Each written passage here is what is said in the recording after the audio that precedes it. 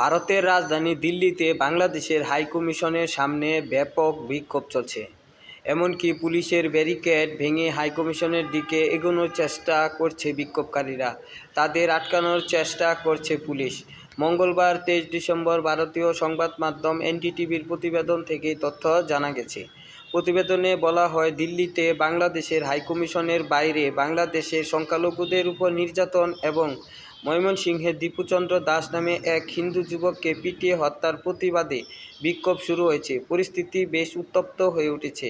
বিক্ষোভকারীরা ব্যারিকেড ভেঙে ফেলার চেষ্টা চালিয়ে ভেতরে ঢোকার চেষ্টা করছে। নিরাপত্তা বাহিনী পরিস্থিতি নিয়ন্ত্রণের চেষ্টা চালিয়ে যাচ্ছে।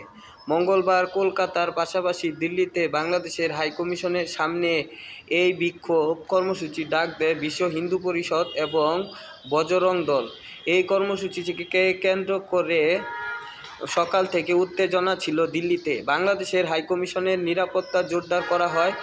ত্রিস্তরীয় নিরাপত্তা বলয়ে ঘেরা হয় হাইকমিশন চত্বরে। অতিরিক্ত পুলিশ ও আধা সামরিক বাহিনীর সদস্য মোতায়েন করা হয়।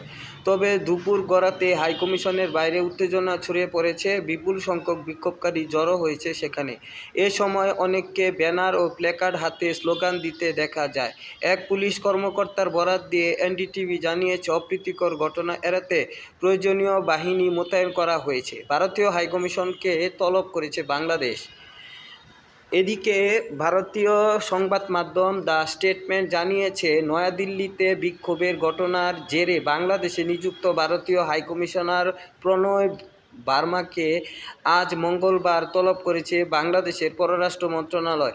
এক বিবৃতিতে বাংলাদেশের পররাষ্ট্র মন্ত্রণালয় বলছে, কূটনৈতিক প্রতিষ্ঠানের বিরুদ্ধে পরিকল্পিত সহিংসতা বা ভয় দেখানোর এই ধরনের কর্মকাণ্ডের নিন্দা জানাচ্ছে বাংলাদেশ, যা কেবল কূটনৈতিক কর্মীদের নিরাপত্তাকেই বিঘ্নিত করে না, বরং পারস্পরিক শ্রদ্ধা এবং শান্তি ও সহমর্মিতার মূল্যবোধকেও ক্ষুণ্ণ করে।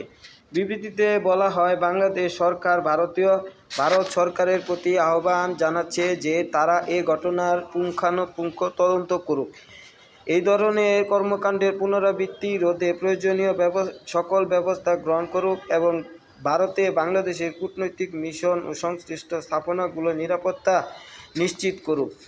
এর আগে গতকাল সোমবার কলকাতায় বাংলাদেশের উপ হাইকমিশনার ও শিলিগুড়িতে ভিসা সেন্টারের সামনে বিক্ষোভ করে বেশ কয়েকটি সংগঠন। এর পরিপ্রেক্ষিতে শিলিগুড়ি ও আগরতলায় ভিসা সেন্টার সাময়িকভাবে বন্ধ ঘোষণা করা হয়েছে। একই দিন ভিসা সেবা সাময়িক বন্ধ ঘোষণা করে দিল্লিতে বাংলাদেশের হাইকমিশনের ফটকে নোটিশ টাঙানো হয়। গত 20 ডিসেম্বর দিল্লিতে বাংলাদেশের হাইকমিশনের সামনে একদল লোক বিক্ষোভ করছিল।